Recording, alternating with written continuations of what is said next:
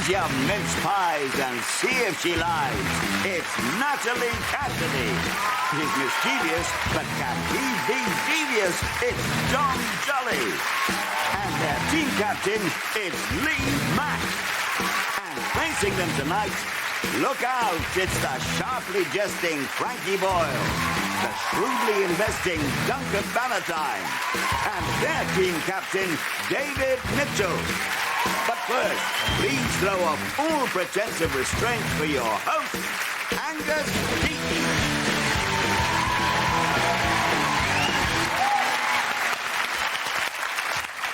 Thank you, good evening, and welcome to Would I Lie to You? Over the next half hour, you'll be hearing more lies than an estate agent working on commission only. One useful tip when spotting a liar is that they often give themselves away by a variety of facial movements, unless, of course, the question you ask them is, have you had Botox?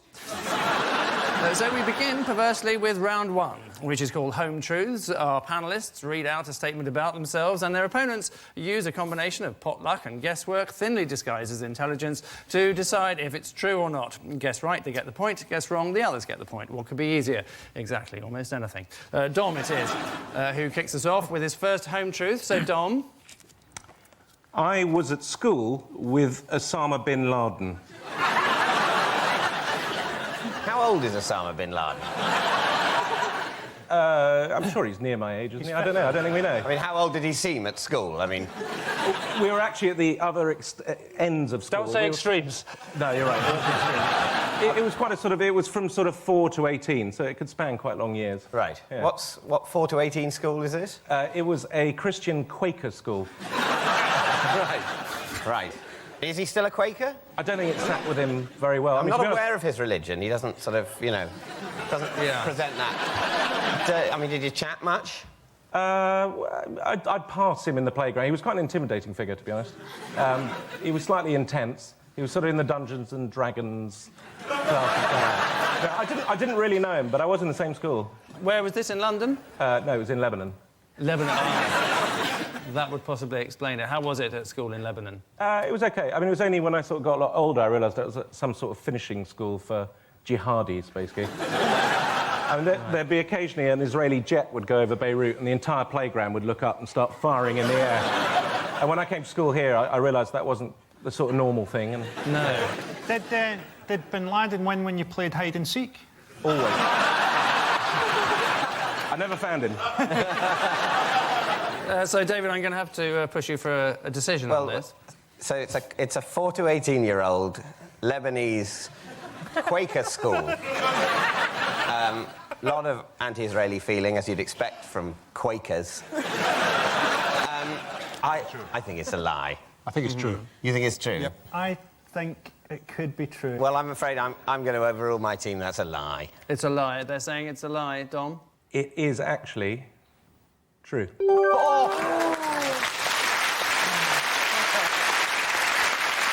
Yes, it's the truth.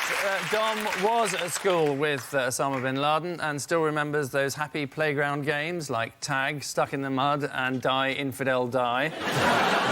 They grew up to have a lot in common, although Dom was slightly better at knowing where to draw the line with his pranks. It's all eyes on Duncan. When I ran a large public company, I banned all my staff from buying paper clips. Why?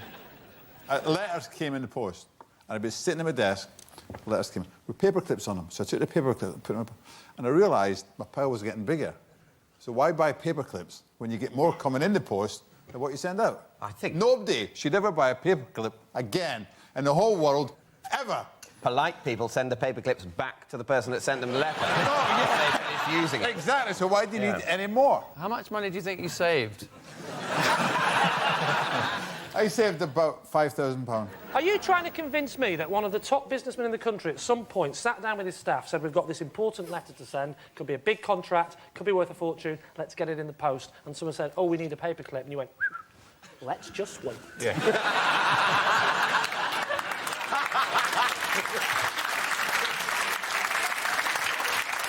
No. Do you reckon there was a moment after you started in the job when everyone was going, I wonder what the new boss will be like? I wonder what the Christmas party will be like this year. Oh, here's a memo.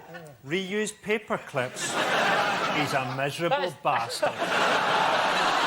It seems like Mr. Bannatyne's had the water cooler taken away. We'll have to go outside to the rain barrel.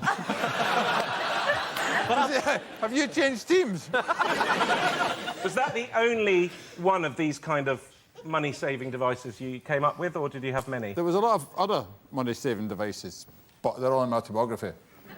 Can I be honest with you, Duncan? Absolutely honest with you. I'm getting every other word. You could try hearing it. I like that. A bit more diction. Carry on.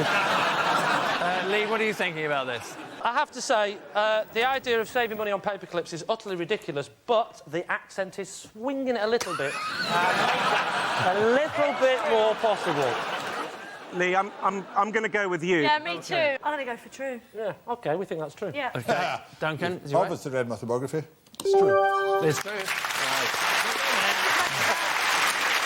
It is true that Duncan did ban his staff from ordering paper clips, which appears in autobiography. I don't know if you mentioned that.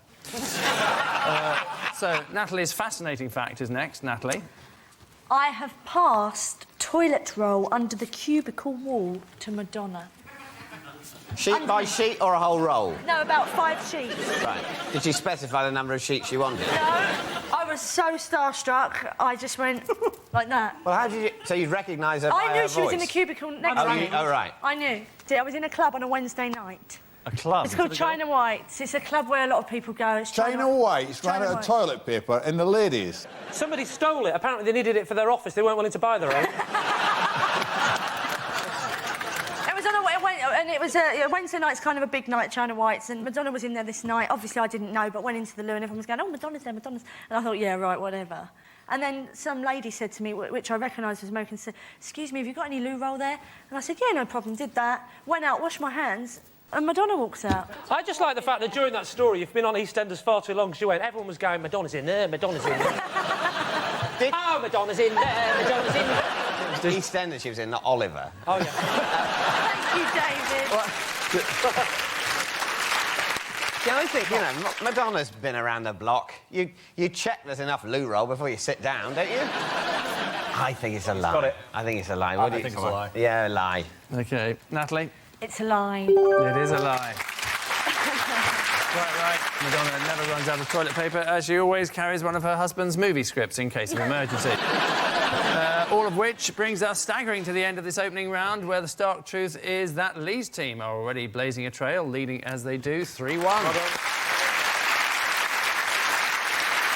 The next round has the ring of truth about it, chiefly because that's its name. Momentarily, if I can just use that word incorrectly, I shall read out a fascinating celebrity fact, whereupon the panellists have to second-guess its veracity, and also say whether it's true or not.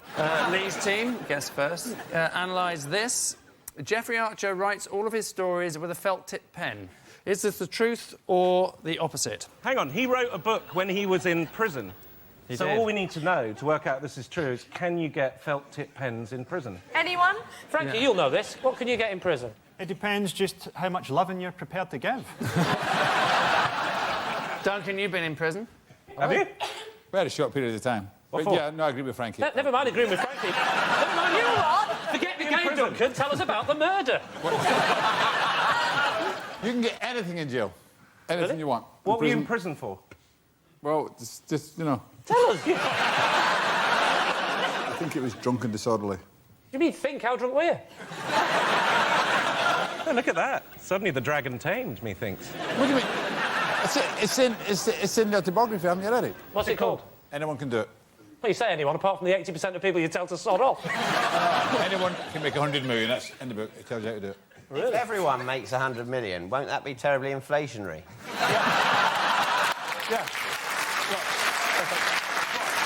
If everyone makes 100 million except you, you're going to be pretty small, aren't you? Absolutely. But maybe this is something that happened in Italy in the Lira days. You know, someone like you published a book, and then suddenly, everyone has got 100 million and they can't buy a coffee.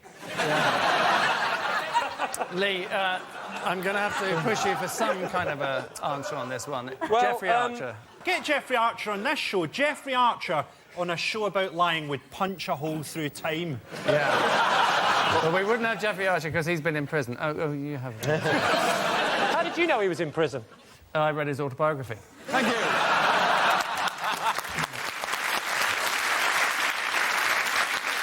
was spectacularly poor. OK, Just out of interest, when you finish having sex, do you say, I'm out? Yeah.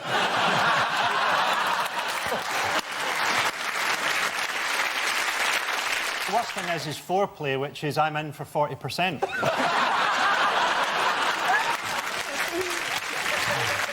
Anyway, Jeffrey. I think he does. Yes. Yeah, I think that. I Team think captain. I think he does as well. Then I think if you're saying he We're on a does, lucky streak. yeah, let's go for it. You're saying- Okay, then we'll say he does. He does, and the fact is, he does. It's completely true. This is, in fact, true. Jeffrey Archer does write all of his stories with a felt-tip pen. His first job, incidentally, was working for Oxfam, and he still has a unique connection, as they're now the main stockists of his books. David's team. Your quote comes from the great 20th century poet, essayist and raconteur Jodie Marsh. Everyone thinks I'm thick, but what they don't know is that I won nearly £6 on a weakest link quiz machine. If I was going to make up a lie like that, I'd reach for the stars and say a tenner. I must say, one thing Yes, about that please. quote which is really sad is I know that I won nearly £6. What's nearly God. £6? What, so Why did she not £5? say £5.40? Well, actually, but those machines, they don't give they give quids, single quids. So nearly six. The nearest to £6 she's got Sorry. is £5. You can't say five. I mean, what you know as a businessman, where are your accounts when you start calling £5 nearly six? Suddenly, £5 billion is nearly £6 billion. That's a £1 billion shortfall. This was the 27th birthday party of one of her friends when she got very, very drunk. If you had to get someone to answer a question on a quiz machine to save your life, right, would you get Jodie Marsh? I would rather that she fell drunkenly onto the quiz machine with her face and chose the answer that way, rather than using a body of knowledge. Yeah.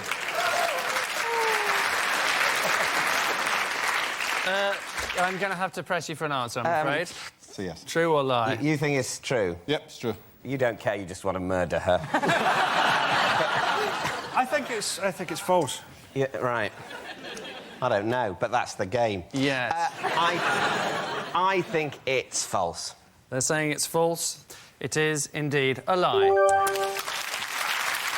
Absolutely correct. Well deduced. Jodie Marsh did not win £6 on a weakest link quiz machine. Jodie left school with 11 GCSEs and 3 A-levels. I don't know whose they were, but she left school with them. Despite allegations of being thick, Jodie is a very successful glamour model. 36, 24, 32. No one's exactly sure what her IQ is. So at the end of that round, it's Lee's team who are looking quietly smug, ahead as they are, 5-3.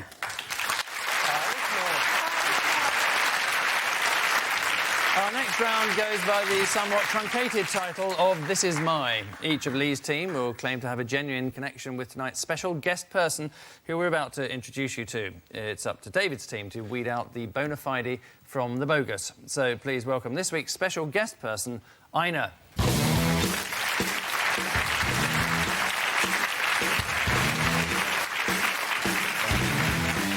Now, Lee, perhaps you'd like to start off by telling us how you know Ina. Yes, I know Ina because she's my local newsagent, and she actually sold me a scratch card which I won £2,000 on. Natalie, what's Ina to you? Ina's worked on EastEnders for 21 years and as an extra supporting artist, and she used to run the lampshade stall. And lastly, Dom, what's Ina to you? Yasu Ina. Ina's actually my aunt, who is Greek, and she is a voice artist in Greece, and she has been the voice of Helen Mirren in the last 4 of her films that have been translated into Greek. So, it's as simple as that. A winning newsagent, according to Lee, a veteran EastEnders extra, according to Natalie, or Helen Mirren's Greek voice dub, if you believe Dom. So, David. When did you have this windfall, Lee? It was about 7 years ago. So you bought the scratch card, Yeah. you know, you scratched the Well thing. done, you know how the poor people live. Carry on, David. This is like Columbo interview. There's just one thing that's confusing me. But no, OK. now I can't say anything remotely investigative, can I? You've essentially created a universal template of mockery. Not helping. Now, OK, so you bought the scratch card, you scratched the thing off, I won £2,000. Yes, that was exactly what happened. That's what happened. I've never bought one of these things. OK. It's a tax on hope.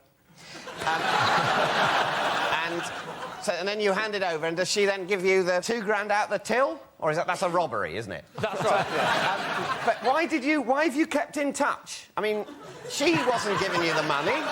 It comes from Camelot or something, you know. I mean, I go to my newsagent still, and I still give her that friendly wink of, hey, pretty good, eh? And she still goes, lucky, lucky. So the little thing she does. She's living through you now, really, isn't she? She is, yes. What's she going to do if you get diagnosed with a terminal illness? Come in, lucky, lucky, and they say, well, I wish you hadn't said that. I'm more interested in the story with Natalie. So, Yeah. She is an extra in EastEnders. Yes. And she plays the lady who runs the lamp stall.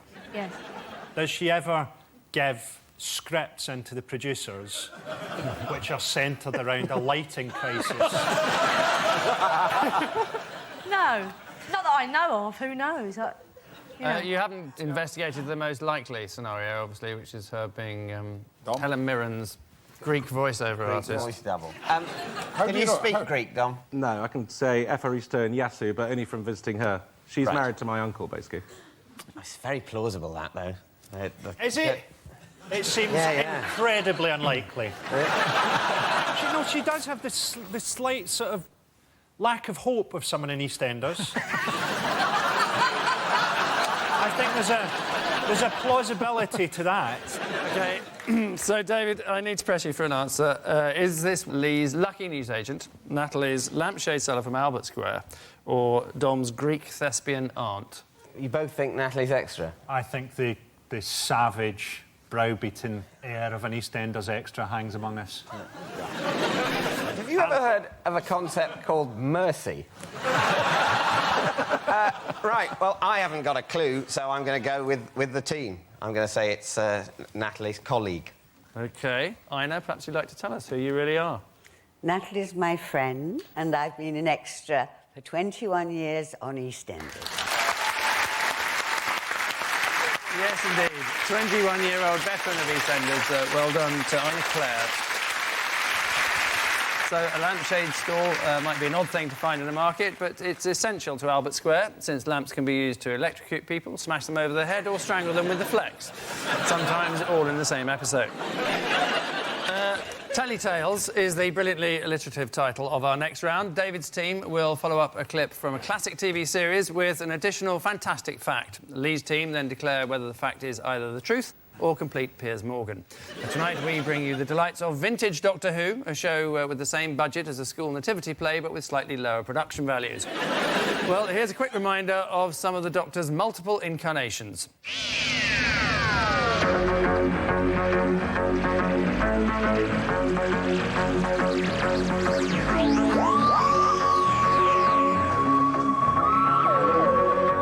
Social call. They will be even more deadly.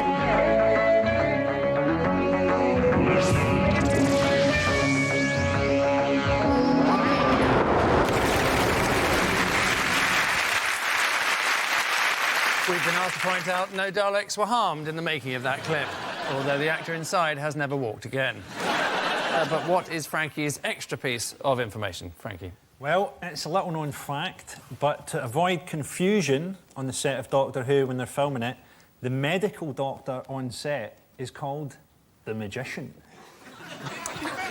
So you think about it, there could be confusion because obviously the Doctor is Tom Baker or whoever. Obviously, it's a much bigger problem on Casualty. I don't understand the confusion. Someone, an extra, say Ina, who's working on Doctor Who, has a heart attack, and someone shouts, "Is there a doctor here?" And Doctor Who, confused, says yes and does surgery until someone says, "No, no, no, no, no." I mean, You're not really a doctor. I know TV people are like dim, but If you're the person that's ill, it's going to be quite a depressing thing to hear someone shout. They sort of see what's happened to you and say, fetch the magician. Because that's what we're going to need. Fetch the magician or the priest. I think it's a superstition. I think that's the answer. It's like, you know, your whistling is supposed to be bad luck, break a leg. So basically, if someone comes instead on of set, good it's like the Macbeth thing or Hamlet thing, whatever. You're not supposed to say it, is it? Exactly that. So what happens? You're trying to convince us now, Angus, that someone would walk in and say, "So is that the resident doctor?" And somebody pops out of a Dalek and goes, "Oh, I'm being told about rules and the superstitions. You idiot. Now I've got to turn around 3 times and spit. We're not joking. Lee, could we have your answer? Yeah, sorry, what do you think that's in summary? I'm going to say it's false. False? I think it's false. Yeah, Dom? I think it's true now. I mean, it doesn't make sense, but it's telly. It doesn't have to make sense, so they probably do. I'm going to have to overrule you there, Dom, and go for Natalie's decision there and say that it is, in fact... That is leadership. ...not true. Frankie? It is a lie. Yep, Frankie was in fact lying. The medical doctor on the set of Doctor Who is not called the magician. There are many traditions that are kept up by actors. For example, break a leg means good luck, the Scottish play means Macbeth, and integral to the plot means getting your tits out to sell more tickets. So, at the end of that round, it's, well, extraordinarily, neither team has the gumption to take a lead, together as they are on 7. So to our final quickfire round, featuring some more home truths, but this time against the clock. A random flashing light will select one of our panellists, who must then read out a statement about themselves. As ever, the opposing team must then discern whether it be truth or tripe. Starting now. Lee. I have been on a camping holiday with Darren Brown. Are you sure he didn't just tell you that? Where did you go, Lee? We went to the Cotswolds, because we used to be family friends. And what age were you? I was 22. And were other members of your family there? Oh, in total, there was 4 of my family and about 3 or 4 of his. And did he put your own tent up? No. Well, that's funny enough. He just did that. I woke up and it was done. I was dressed as Elvis. I was eating an onion. I was livid. How did you feel about going on a sort of weird dual family camping trip at the age of 22? Shouldn't you have been, you know, clubbing or something in Ibiza? During the trip, did at any time the 2 families say to you, you boys thought of getting girlfriends? David, is Lee to be believed or is he not? I think it's the sort of weird thing that would happen. I think it's probably true. No, it's I lying. don't know, it makes it my call. I hate that. It's all down to you. I don't think it's true. OK. Is it true or a lie, Lee? It's a lie. Yes. Next. David. Age 5, I wrote to Play School to suggest how the BBC should resolve their union conflict. Can I just say, this needs no discussion. Clearly true. Yeah, what was the union conflict? Remember the clock in Play School? I do, yeah. And it had sort of things underneath it that would revolve. Yeah. And at some point, the things underneath stopped revolving, and apparently this was a result, my parents told me, Of a union of some sort of union dispute. Did you sign off, David, age 5? I don't really remember. I think I probably put my surname. I was a formal little thing. So what are your thoughts? Let's face it, if anyone here did write a letter at 5 to the BBC about unions, my money would be on him, so... I would say... True. Oh, yes, we're looking true now. Yeah. OK, they're saying truth. So is it the truth or a lie, David?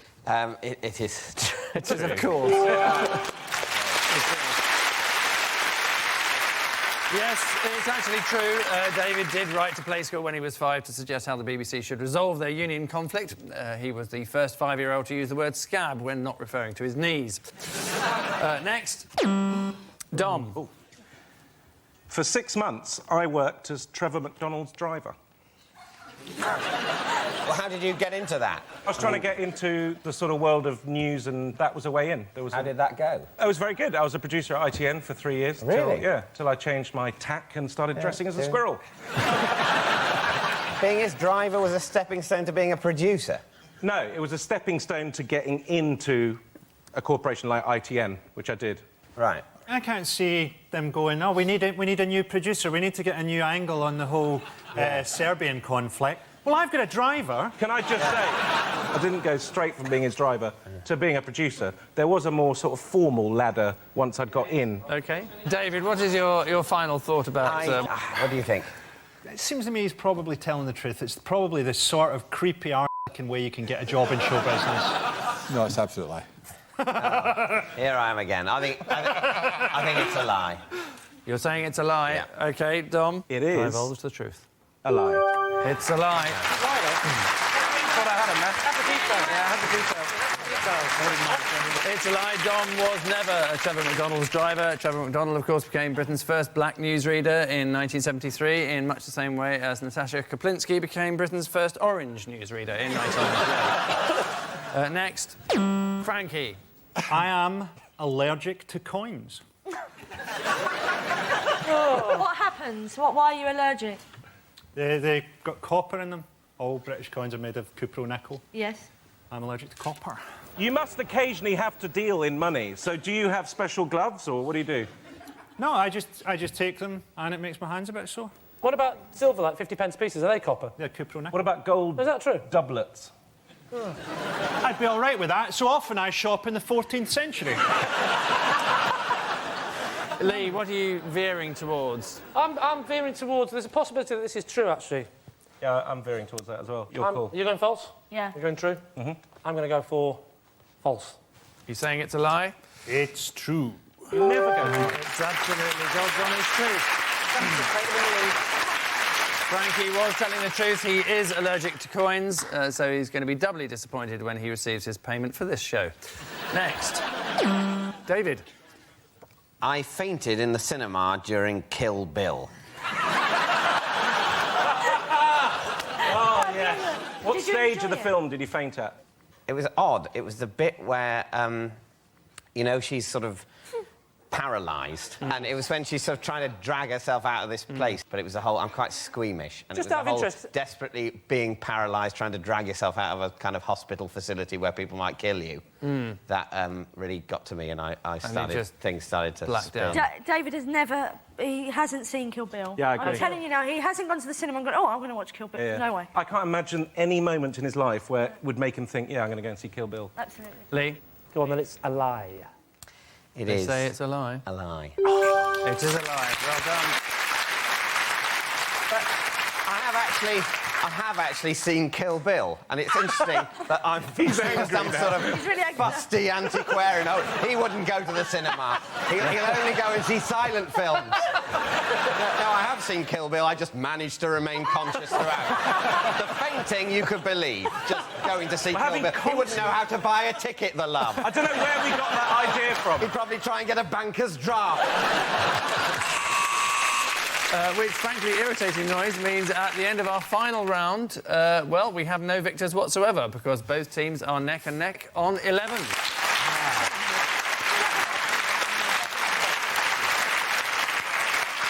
Join us next week for more Truth and Lies, and just remember, according to sociologists, lying is the #1 reason relationships fail. Lying on top of someone else usually being #2. Good night.